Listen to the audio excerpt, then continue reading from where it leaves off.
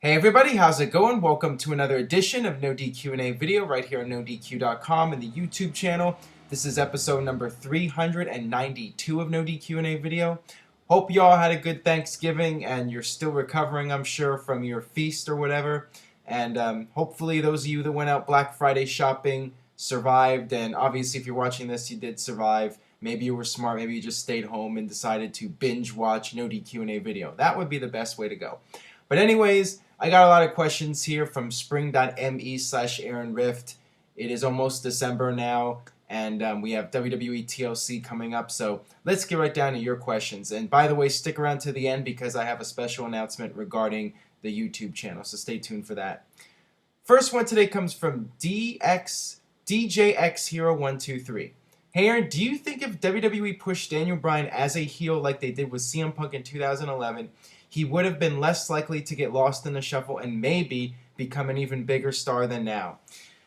I don't think so, because I think WWE's original plan was to not push Daniel Bryan as a main event superstar. I think the fact that the fans started doing the yes chants and it was literally taking over episodes of Raw, that is what led to Daniel Bryan getting the big push. If you remember, he lost that match to Sheamus at WrestleMania in whatever it was, how many seconds.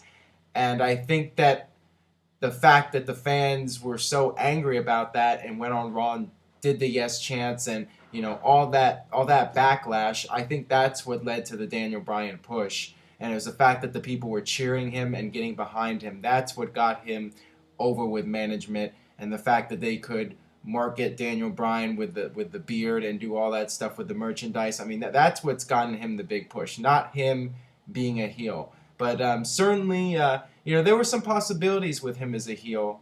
You could have done a feud with him and John Cena, and that would have had some potential, back when Nexus first began. But I mean, right from the get-go, Daniel Bryan was very much an underdog character, and it was hard to boo him. When he got fired following that Nexus angle, I mean, from that point forward, I think people were already, they had their minds set on cheering Daniel Bryan as a guy who's an underdog trying to make it in WWE, and somebody who's overcoming the odds of being a small guy in the land of giants. All right, this one comes from Shiggy Diggy Bang. What exactly is going on with The Miz? Last week he seemed to be turning heel, but this week with Michael Strahan, he seemed more face-like, and Kofi seemed to begin frustrated with his losses. Are they turning him heel instead? Honestly, I really don't know what the deal is with The Miz. I do know that WWE has this Christmas movie, or there's some Christmas movie that the Miz is part of, and I guess that's a reason why they decided to downplay the heel turn, at least for the time being. But, if you knew this movie was coming out, why turn him heel in the first place? Why not wait until after the movie comes out and then go with the heel turn? So it's really confusing how The Miz is being handled right now, and that whole segment. I mean, that was such a train wreck, and I thought it was entertaining, but it really made no sense. And then at the end, they all hug and celebrate together, so it felt really weird. And then later in the show, Miz beats Kofi again. I don't know. I really don't know what direction they're going in. One would assume The Miz is going to be the heel because Kofi is a babyface. I think that's what you need to stick with. I think turning him heel is not going to work. I mean, Kofi Kingston is a guy known for his high-flying moves, and you take that away from him as a heel, and I just don't see it working. So, I think you need to stick with the original plan of Miz as a heel and Kofi as a babyface. But, stranger things have happened. All right, this one comes from Wrestling Do 95. Would you think it is a good idea for Jake the Snake Roberts to purchase TNA? There's been a lot of speculation of him wanting to purchase the company and just improve it overall and not just compete with WWE.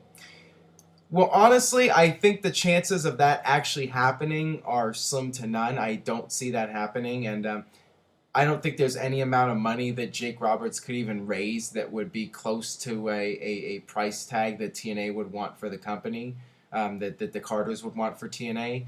So, it's all a big fantasy. As far as how Jake Roberts would do, I mean, Jake Roberts would definitely bring something to the table, I think, creatively. But as far as running a company, that is an entirely different beast. I don't understand why TNA just doesn't hire Jake Roberts and have him on the booking team and let him help with the creative. I mean, that would be a good way to utilize him and maybe improve the TNA product. That is something I think is more realistic. But yeah, as far as him actually buying it and running it, I mean, that's all way out there and very unlikely to ever happen. All right, this next one comes from God of the Arena. Hey Aaron, I hope you answer in video. Do you think Paul Heyman will return with Brock Lesnar, and will we see Lesnar versus Punk again? I definitely think we'll see Paul Heyman again at some point, but I don't see him coming back now until Brock Lesnar is ready to return for his big WrestleMania match. As far as Lesnar versus Punk again, I suppose you could go that route and do that match again. I mean, WWE did Brock Lesnar and Triple H several times, but in my opinion, I think that Lesnar should be against somebody else, and I don't think it's necessary to do that match again. I think the best way you can utilize Brock Lesnar is to put him in there with The Undertaker at WrestleMania. And yeah, as long as Brock Lesnar is going to be a heel in WWE, I think he's best off having Paul Heyman by his side. If the day comes that Brock Lesnar turns babyface, and that could very well happen at some point, then you can have him and Paul Heyman go their separate ways. All right, this one comes from Jeff Pliss 9. Hey Aaron, do you think WWE should unify the Intercontinental and US Championships?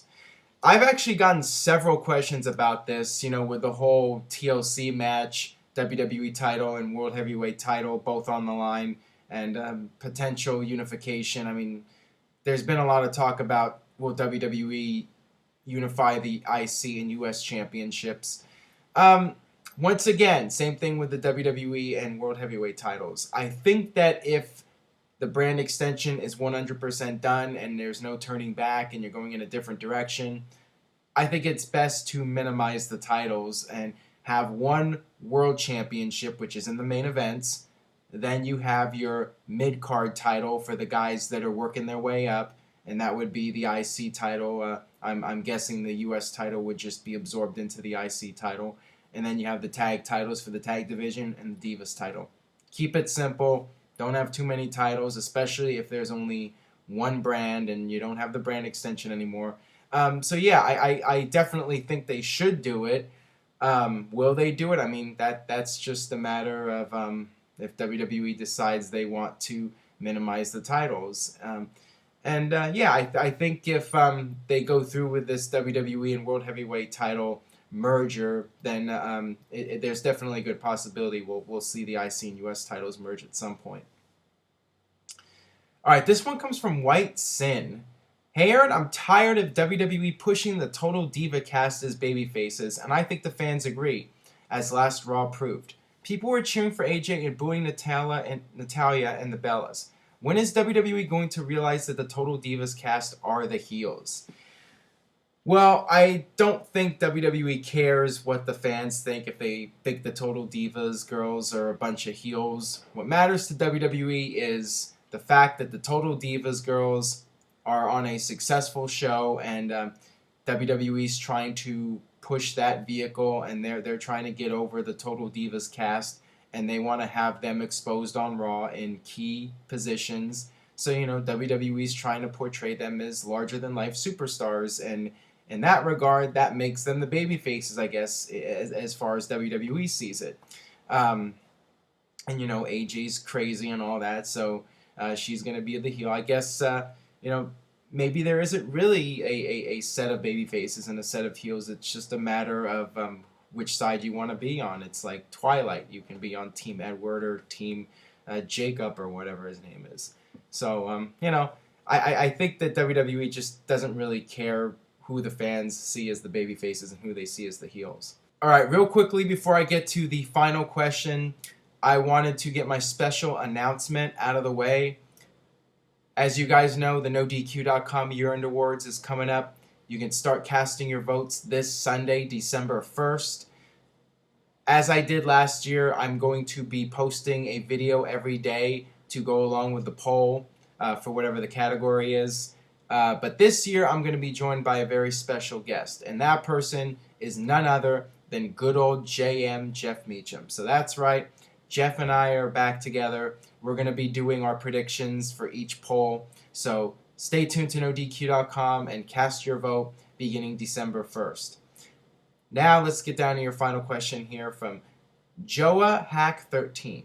Hey Aaron, The Undertaker has been out of action since the Shield drove him through an announcer's table. Do you think that there is any possibility for The Undertaker to face all 3 Shield members at WrestleMania 30 to seek retribution for their actions?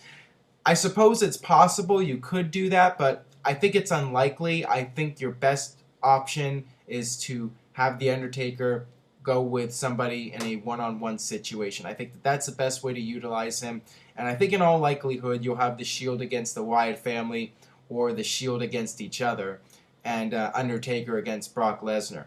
I think a lot of it just depends on how WWE is able to work out the WrestleMania card. You know, WrestleMania is like a big puzzle, and WWE has to put all the pieces together to figure out the card. So I think your best bet is Undertaker and Lesnar, and Shield in a triple threat, or Shield against Wyatt family. But, you know, injuries could be a factor. Somebody could get hurt, and WWE could change plans. So, I mean, that's always a possibility you could have that match. But I think it's better to do Undertaker against a one-on-one opponent and somebody like Brock Lesnar.